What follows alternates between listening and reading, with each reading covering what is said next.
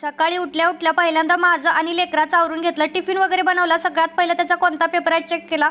त्यानंतर लागणारं सगळं साहित्य घेऊन त्याला स्कूलमध्ये सोडलं. घरी येऊन पटापट घरचं आवरलं. पुन्हा त्याला स्कूलमध्ये घ्यायला चालली. आता हे ऊन एवढा एक नाही. पहिल्यांदा चेहऱ्याला स्कार्फ बांधला.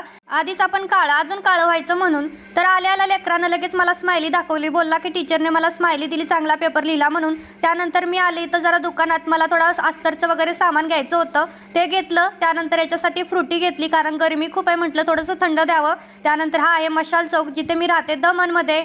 15 रिक्षा सोडल्यानंतर 16व्या रिक्षात मी आली, कारण रिक्षावाल्यांनी ठरवूनच टाकले की 20 रुपये घ्यायचे आणि मी काय 20 रुपये द्यायला तयार नाही. त्यामुळे जोपर्यंत 10 रुपये घेणार नाही तोपर्यंत तिथंच थांबायचं. त्यानंतर आली घरी. आता हे लेकरू तर पहिला गोट मला दिल्याशिवाय कधीच स्वतः फ्रुटी पित नाही. आल्याला पटापट सगळं आवरलं आणि त्याचा टिफिन चेक केला, तर टिफिनमध्ये फक्त एकच रोल बाकी होता. तो सुद्धा मी पटकन खाऊन घेतला. तर कारभाऱ्यांची फर्स्ट शिफ्ट असल्यावर माझं असं रुटीन असतं. तुमचं कसं असतं नक्कीच कमेंट करून सांगा. व्हिडिओ आवडल्यास लाईक करा. बाय.